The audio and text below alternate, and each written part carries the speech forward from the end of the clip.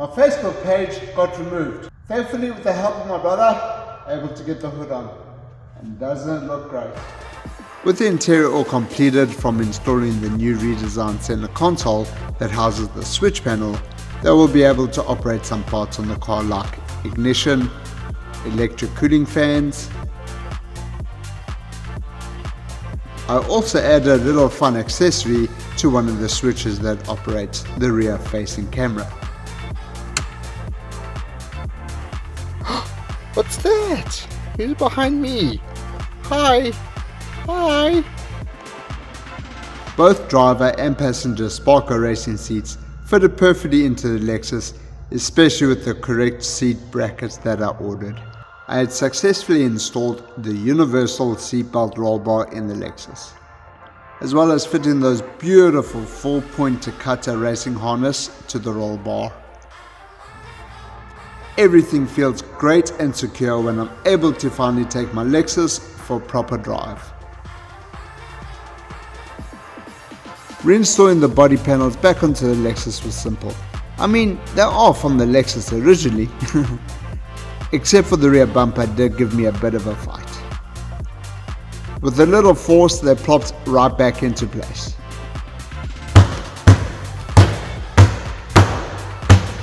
Yes, you are. With that being done, I really want to get this Lexus all finished up where I'm able to put a final tune onto the engine as well as the TCU and take it on the road.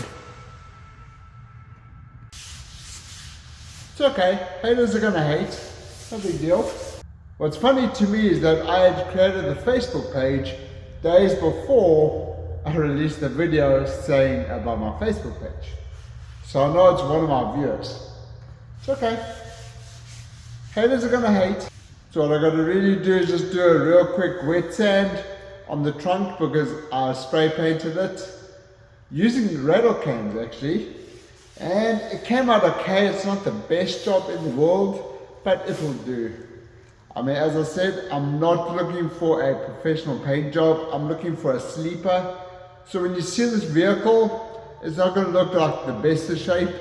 But trust me, once you hear that big turbo 2JZ motor spool up, you're going to know there's something special about it. But I appreciate all my viewers, all my subscribers, all the love and support that I get on this channel. Thank you very, very much.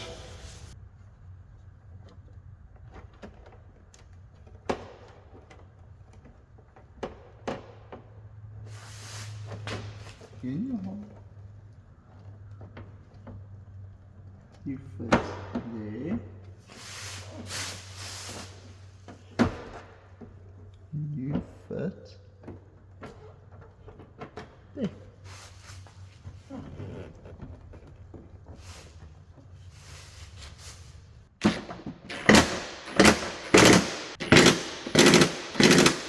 Wow, that wing looks really good. It's for the downforce. I think it creates like 50 pounds.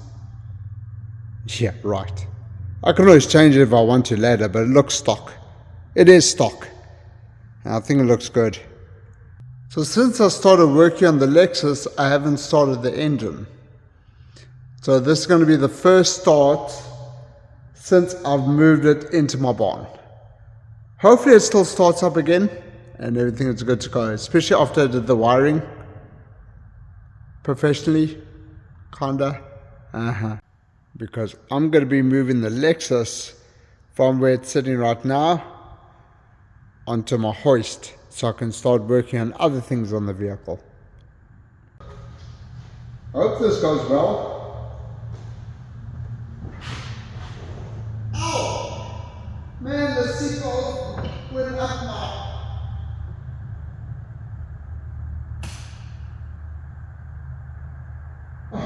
I'm going to turn the battery on. Nice. What's that?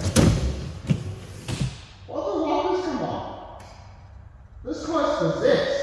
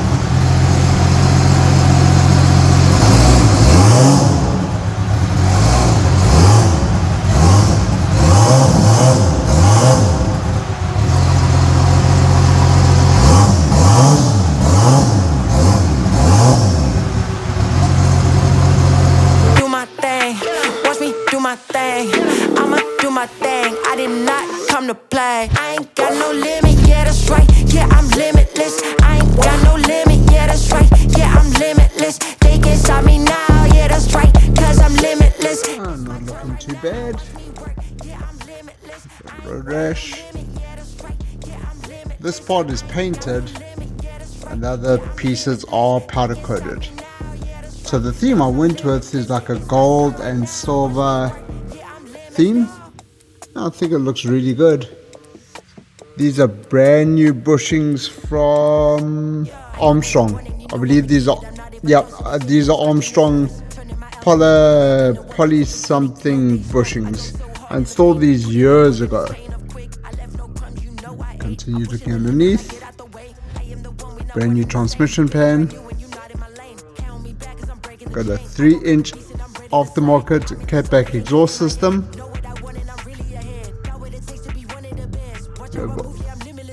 Aeromotive fuel filter. But everything's looking nice and clean, especially over 2 years. This is a brand new prop shaft that I got custom made. It's all balanced, made to fit the A650E automatic transmission, which is different compared to the one that's originally on the Lexus. So this one I believe is from a SC300. From a Lexus SC300, uses the same engine, just a different transmission. And then we come down to a little trick or something special from the exhaust, and it's the valve, the cutaway valve. But everything is looking nice and clean. There is my fuel pump. It's an Aeromotive A1000. That's why it's so loud. And it's over here underneath the car, in the back of the car. And it's that loud. Wow. Come down. New bushings, subframe bushings. Got the subframe all powder coated. And this is the M98 limited slip differential, which came with the Lexus originally. But everything is looking good. No concerns. What I want to do is get the front bumper all fastened back into place. Also get the front wheel lining also back into place. And take off these rims. These are the original rims that came off the Lexus. But these brakes and rotors are not. I've done the big brake kit, the BBK. If you notice, the brake caliper and the brake rotors are different. It's not just for looks, it's for practicality reasons. These are functional brakes, not like Fast and the Furious where Jesse has Bluetooth brakes, Bluetooth brake calipers. So these are not from an IS300. These are from a 1995 to 2000 LS400, Lexus LS400. So they use a much bigger brake system. And what you do, you take the brakes from there and you bolt it onto the IS300. Now there is some modification that's needed. A lot of people call it a big brake kit, and I've done the big brake kit. So this caliper is from a 2000 Lexus LS400, and then I purchased aftermarket drilled and slotted brakes for the same vehicle. And what you got to also do as well is, since I'm using the stock 9-inch rims, I had to buy a wheel adapter, wheel spacer, to bring the rim out a little bit away from the brake rotor, so it actually clear the brake caliper. That's why the front brakes look so fancy. And for a 1000 horsepower 2JZ motor, yeah, I'm gonna need the stopping power. What's funny about this is that I have no brakes. I have brake pressure. The vehicle does stop or slow down, but there is no hydraulic brakes to it. I'm going to explain why. Now that's not the same case with the rear brakes. These rear brakes are for an IS300. There's no big brake kit for the rear of an IS300, so I kept everything the same, just make it look a little bit better. I did get the brake calipers powder coated, and these are new drilled and slotted brake discs. Of course with the wheel spacer to bring the wheel out a little bit so that the stance of the Lexus looks symmetrical all the way around. So I do have brakes, I do have mechanical brakes, but not hydraulic brakes. This is what this is for. This is electronic brake booster vacuum pump. So what happens with normal brake boosters is they draw a vacuum from the engine itself with a stock camshaft. The stock camshaft on a 2JZ is a 248 camshaft. Not on this one. This is a 1000 horsepower 2JZ. This has a Brian Crower 276 camshaft, both inlet and exhaust. So it doesn't produce enough vacuum to operate the brake booster. I just got to find a way how I'm going to connect this electric pump to the existing brake booster to give me hydraulic brakes. Yes, can I use this for demonstration purposes? I'll give it to you real quickly, okay? Imagine this as your vacuum brake booster. So imagine having hydraulic fluid inside there and your foot is on the brake pedal over here. It doesn't really compress. So in the brake booster there's actually a diaphragm where you have hydraulic fluid. What it'll do, what the vacuum will do is actually suck the air out of the will suck the air away from the diaphragm and create a negative pressure. And when you put your foot on the brake, it just makes it so much easier to push the brakes and send the hydraulic fluid to all 4 points of the car. Matrix is very excited to get this bottle for some reason. You want this bottle? Who's my good boy? That was a good catch. That was a really good catch. But that's how a brake booster works. Happy birthday, Matrix. How old are you now, my boy? 8? 8 years old. Oh! Happy birthday. This is the existing master brake booster.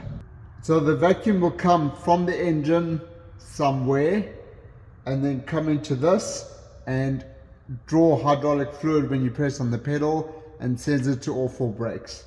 I believe this is going to be a good area here where I can connect the brake pump to somehow. Now what I'm just concerned about is, am I able to put it at an angle or does it need to be horizontal? So I'm not sure if there's any oil inside this motor. There's no real good way I can fasten this without hitting the hood. I thought it was going to be smaller. That's what she said. I cannot put the pump in this area here as a line lock system. What that does is, with the hydraulic fluid that runs to both front wheels, when I push a button it holds pressure and locks my front wheels. Then I'm able to do a rear wheel burnout, heat up the tires for drag racing or stuff like that. And then when I push a button it releases the pressure and I get to roll forward. It's like an assist for wheel burnouts. Although I know how to do burnouts by myself, it's just an assist, that's all. It's pretty cool to have, just in case, you never know. I decided to put the vacuum pump in the trunk, that kind of rhymes, as it seems like it's the most logical place to put it. There's no space in the engine bay to put it.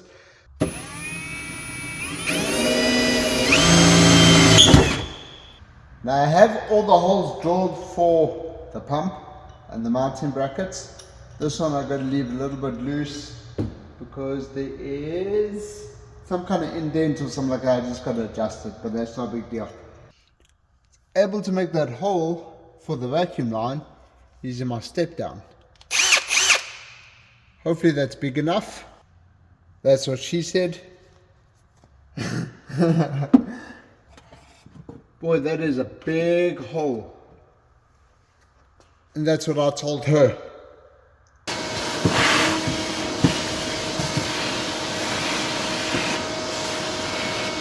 So here I've connected the pump switch off valve, and I'm going to run the vacuum line that runs from the trunk, connects to the pump, all the way underneath the Lexus, connect to this area over here. I'm going to clamp it down, then this one gets hooked up into the brake booster, the existing brake booster on the Lexus. And what will happen is this will build up pressure and then send a signal to the pump, and it will automatically switch off. So that's really, really handy. They'll automatically switch off. The brake vacuum pump works perfectly, except I only get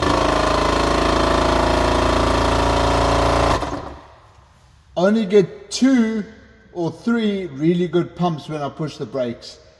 Brakes are solid and then they get spongy because I'm losing pressure from the pump.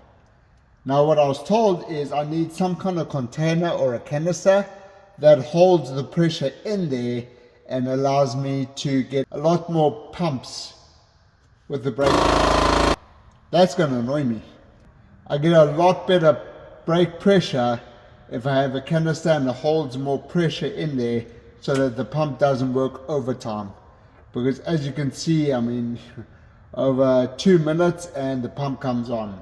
It's going to get ridiculous. Now I'm going to install the brake vacuum pump canister that's going to hold the air pressure for me. And there we have the vacuum tank installed. So what the pump does is it draws a vacuum from the brake booster, as I was explaining earlier in the episode. So what it will do is it will connect to this pipe here, draw a vacuum into this chamber or canister, which this pipe will then connect to the one that runs all the way to the booster, and then draw a vacuum, store a vacuum inside of this tank, and then I'll have a couple of more presses on the brakes, have a real good solid feel on the brakes compared to 2 to 3 pumps. Then the pump switch is on, where with this tank I should have about 5 or 6 depending how hard I'm braking, and that should eliminate that. So it's going to save the pump a little bit from constantly running. Now before I put the fender liners on, I just want to show you guys that this intercooler doesn't have any couplers. It's a titanium piping. The intercooler is not titanium because that would be mad ridiculously expensive, but the piping itself is all titanium, and I'm not using any couplers. It's all welded into one piece that runs up into the engine bay. That is a coupler, because to remove the intercooler piping you kind of do need a coupler, and then it runs to the turbo. But I just want to show that there's no couplers whatsoever that's joined to the intercooler. It's all one solid piece. Also on the cold side as well. Now when I say cold side, what I mean is it comes from the turbo on the passenger side, passes through the intercooler, gets cooled, and then travels up the intercooler piping into the intake manifold. So that is cold air coming into the engine. That's why we call it cold side. And the area that is on the exhaust manifold is called the hot side. I mean, it kind of makes perfect sense. You got the turbo with the exhaust manifold. That's the hot side because that's hot. Comes down through the intercooler and then into the intake manifold. And that's not good. Yep, I'm going to have to buy those holder things. I'm not sure what you call them, but I'm gonna have to buy them. They're pretty inexpensive. I believe they're like $12, and they're just gonna close the gap because peekaboo, I see you. Yeah, that's a bit of a gap, because that gap is as big as Donald Trump winning the election over Kamala Harris. No, he didn't. He didn't just say that, did he? Oh my God. To combat this gap, I've actually purchased these round, loopy, racing, something in Japanese or Chinese, something like that. What they do, that fit over there, and then you put an elastic band or a band that they actually give you, and that should close this gap a little bit better. Seems like it's a common problem with these Lexus IS300s with the bumper. But I'm going to give this a go. I don't want to use this. I like to keep the Lexus looking factory or sleeperish. But to do that, I need to get a whole new bumper. And I don't want to do this. This is the original bumper from this Lexus. And I think it looks good. And doesn't give it that racing kind of look to it. It looks stock, sleeperish. So I'm going to keep the bumper. So what I've done is actually marked a hole on the fender itself. Ignore that one. I'm going to drill here and here. I'll put masking tape so it doesn't give any burrs to the metal itself. And also it's going to hold the drill bit also in place. Not very sharp, this drill bit. Oh, I think this drill bit is done. Get a new one. I should have drilled a pilot hole first, instead of just going straight with the drill bit. So pilot hole first. Jeez. They cut through like butter. I'm hungry. Matrix, you hungry? I'm thinking about butter at the moment. And toast. Oh, grilled cheese sounds so good right about now. Nice new sharp drill bit. Jeez, that took seconds. And cut right through there. Perfect. What I do at this stage is normally put a little bit of primer inside the hole, just so it doesn't rust from the bare metal. I don't think I've got any primer left over, so I'm just going to use some regular paint and old tissue and just spray the tip and stick it in there.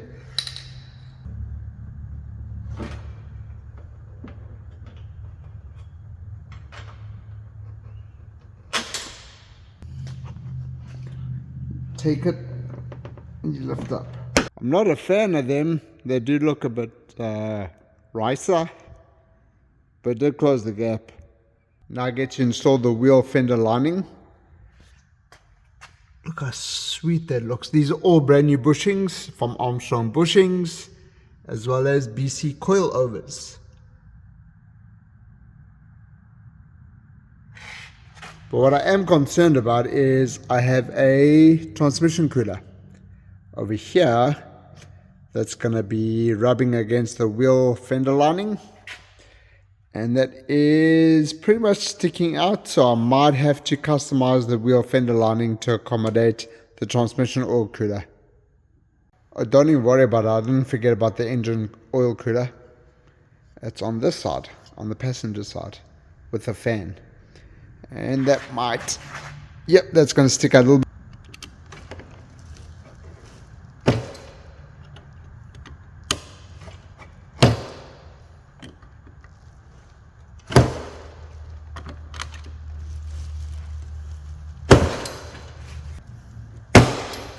There we go. A bit more modification than I really wanted to, but it's all free flowing at the moment. Cut more of the wheel fender lining away than I really needed to, but it's nice and free flowing. There's the radiators. If I really wanted to in the future, I could put some mesh where it's going to protect the radiators from stones, sticks, road debris, that kind of thing. But for right now, it's good. A lot of people may say, oh, you cut too much wheel fender lining away. Really? Did I? Or am I just doing weight reduction? That's less weight that I need to drag around in the Lexus. I'm also going to be replacing this front grille. It's damaged.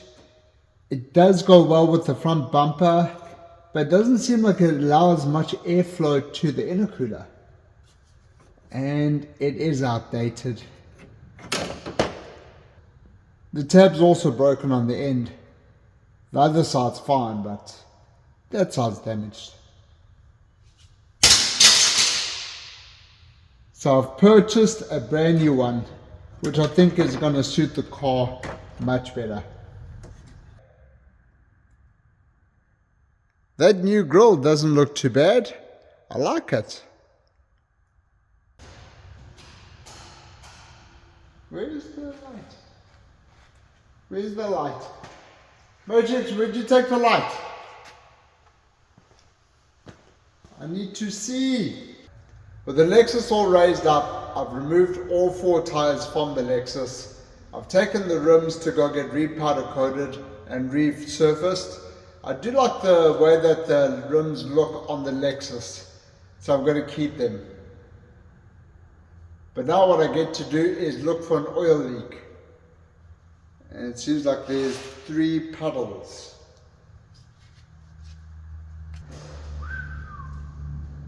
What is going on here?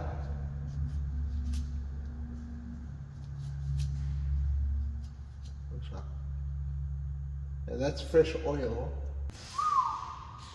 So much oil everywhere. What is going on? If some people know with the Lexus to try and change the oil filter, it's a bit of a pain. It's way deep in a really weird position. So I've already purchased a drift motion oil filter relocation assembly where I'm able to position the oil filter a little bit away from the engine and in a much better area where I'm able to replace the oil filter without having my hands and arms cut up. So right now it's this blue thing which is the oil filter.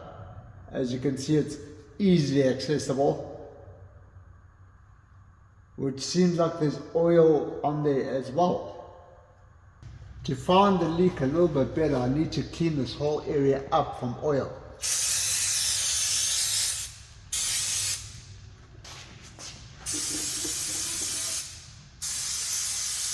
And oil looks like it's spewing everywhere for some reason. Oil everywhere. I don't understand why there's oil everywhere. This is a freshly rebuilt motor. I've cleaned up all the areas that I saw visible oil stains. I'm going to let it dry and then start up the engine and see where it's spewing oil from. I've put cardboard down to see exactly the droplets of oil and where they're coming from the engine. I'm going to turn on the 2JZ and let it run for about 2 to 5 minutes just to find out where the droplets of oil are coming from the engine. Hopefully it's nothing major.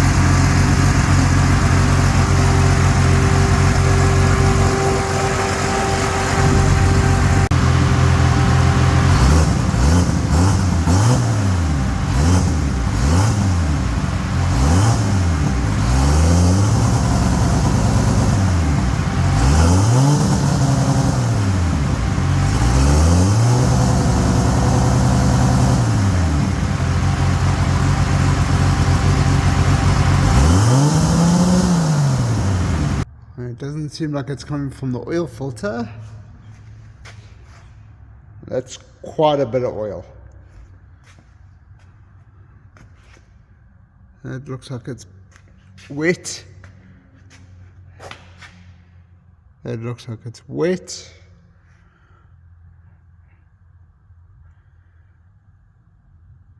That looks like it's wet. I can't pinpoint one specific area. Whoop. That looks like it's wet there. That's by the bell housing. But the bell housing looks fine. Oh, I love finding oil leaks. It's leaking there, but that's the power steering pump. Power steering rack, excuse me. Pump rack, you know.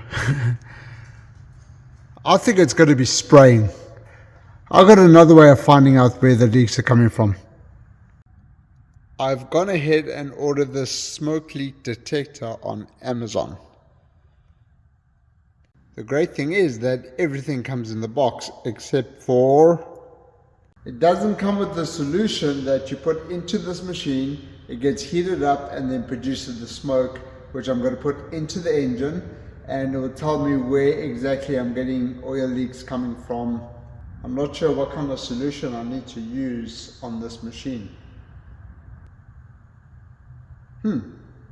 This machine is very useful. It can detect vacuum leaks, evap leaks, hose leaks.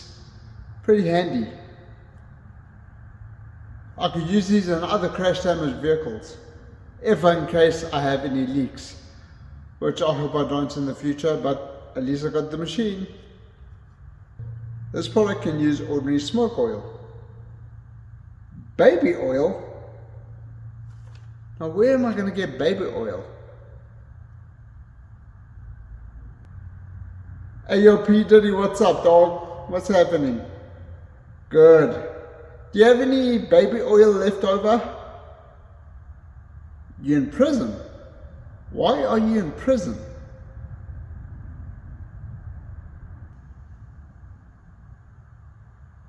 P Diddy doesn't have any more baby oil. I wonder why. But thankfully, I have a whole fresh new bottle in my house. Oh, that's so cute. They even give you a little baby bottle to put the oil into the machine. Baby bottle, baby oil. Let's switch on the machine and see how this works. Wow, it's really starting to produce smoke. Now what I'm going to do is I'm going to stick this silver metal rod into the hole with baby oil. That sounded disgusting.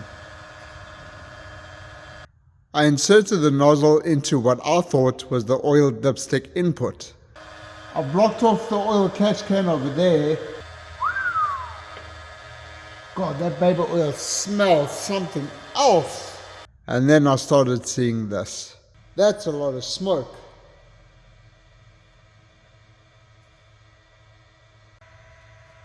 Oh boy, it's Halloween right now. Lot of smoke. It seems like it's pouring out from the transmission area, which is weird. Yeah, why is it pouring out from the transmission area? Not seeing much coming out from the motor. There's a transmission pan, and this is the engine.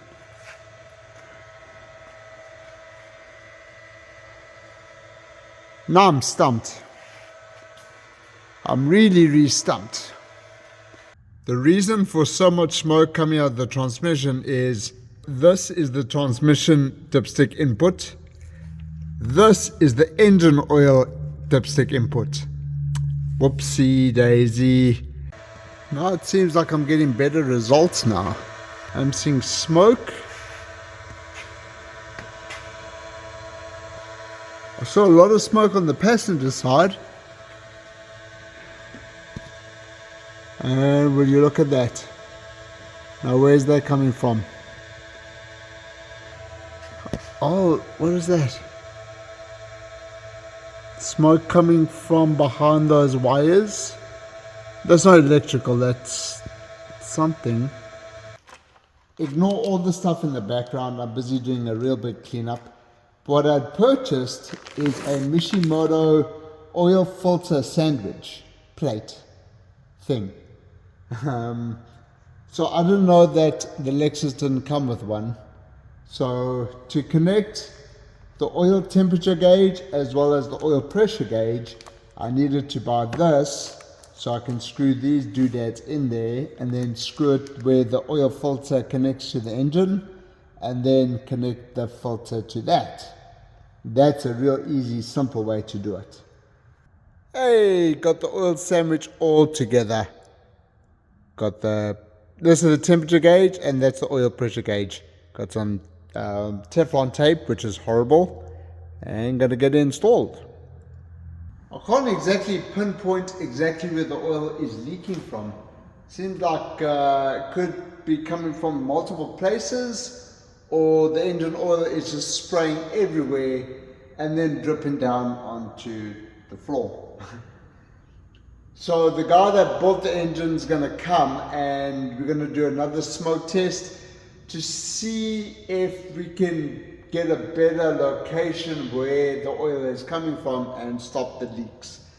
So I can't do anything with that at the moment. What I can do is put the Mishimoto oil filter sandwich, which I purchased, and put all those nice fittings on there, sensors, all that kind of stuff. Get that installed. The drop of oil right now. Yeah. Get that installed onto the car. That means that I'm gonna drain all the oil from the car itself. Right now the engine has 0 miles on the engine. The engine's been started, but the vehicle is never driven on the road. That's what I'm trying to get accomplished by the end of this episode. So what I'm going to do is drain all the oil, which is brake-in oil, replenish it with brand new brake-in oil, so everything is tip top, and the engine has oil where the engine still has oil, but seems like it's mostly on the floor. I'm going to top off the oil, if that makes sense. So let's get into it. More oil? What's good? Yeah. So theoretically, I'm actually just doing an oil change. Yes, the engine does have 0 miles on the engine. The car itself has about 155,000 miles on it. It did come from California. There's not a spot of rust on this vehicle. I'd love to see it. Now, how much oil is going to get on my hands? Let's find out.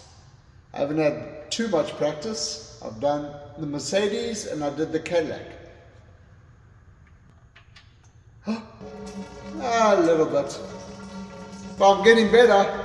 Sounds like I'm taking a leak. Now I can loosen the oil filter, which is positioned over here, instead of way up into the engine, thanks to that relocation kit that I purchased. Got a brand new crush washer onto the drain oil plug. That's all snugged up.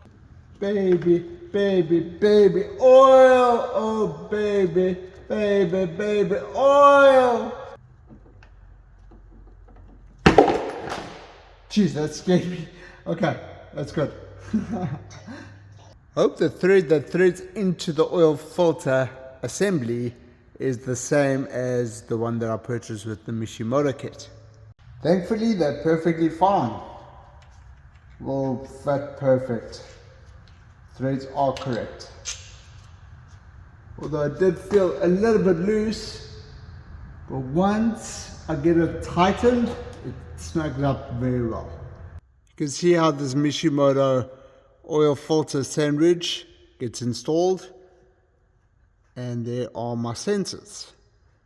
Very simple. And then the oil filter just screws onto this. Bingo bango, baby. Now I'm preloading this oil filter with a little bit of 10W30 break-in oil. Don't need to do this, but some people say to do it and some people say it doesn't matter. I like to do it. You never know. Now I have 3 wires that are connected to the sensors. One is a ground, the other 2 are signal wires, which I'm going to put on the dashboard onto those nice cluster gauges, and that should be able to read me oil temperature and oil pressure. Everything was nice and snug. Oil filters on there. Now I get to fill up the engine with engine oil. Not just any engine oil. Baby oil. Okay, enough with the baby oil jokes. It's getting old. Just like Mike Tyson fighting Jake Paul. Tyson's old, man. Leave him alone. Fight somebody your own age. I'm going to be putting break-in oil into the engine as the engine's still trying to break in. It's got honestly less than 1 mile, but yet it's been run for less than 2 hours. So I'm going to be replacing the oil that I removed from the engine back with break-in engine oil. I'm using 10W30.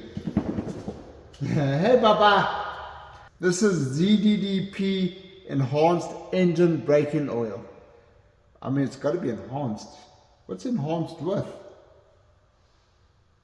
Oh, it's got a lot of zinc, which is great for your skin, your hair, your eyes, your lips, your nose, your ears. Yeah, it is really good for your skin. I have a lot on me at the moment, and my skin is silky smooth. That's not from the baby oil. So my 2JZ takes about 5.5 to 5.7 quarts of oil. Let's see if I can do this without a funnel. I'm doing it without a funnel. So I've put 5.5 quarts of oil into the engine. Let's check the level. That was my issue. This is the transmission dipstick. Here is the engine oil dipstick.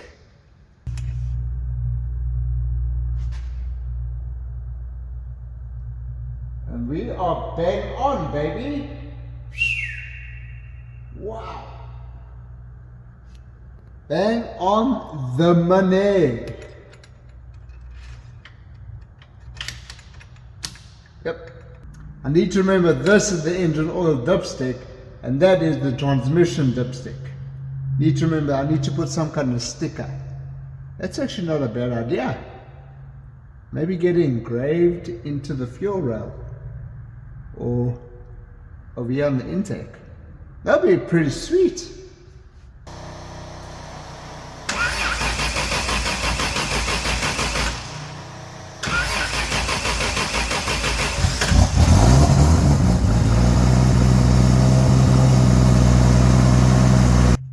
Baba, I don't smell like baby oil. Knock it off.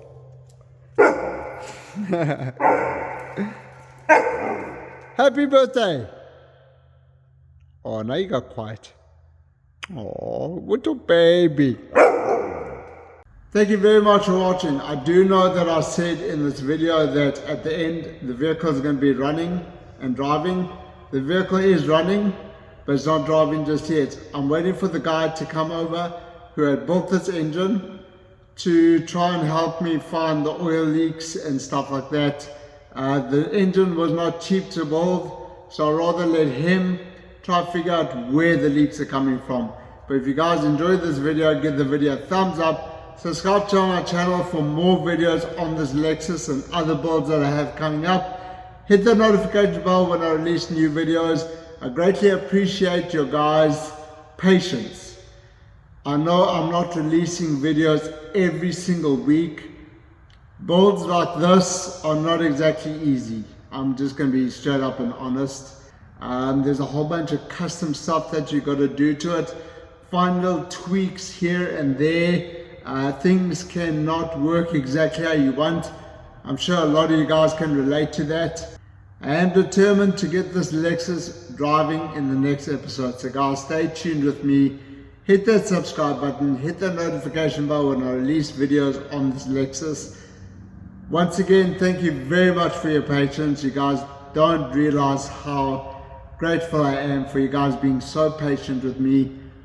But I am waiting for other parts as well on this Lexus. I'm waiting for the rims to be finished, the engine to find the oil leaks. P did it to give me a call back.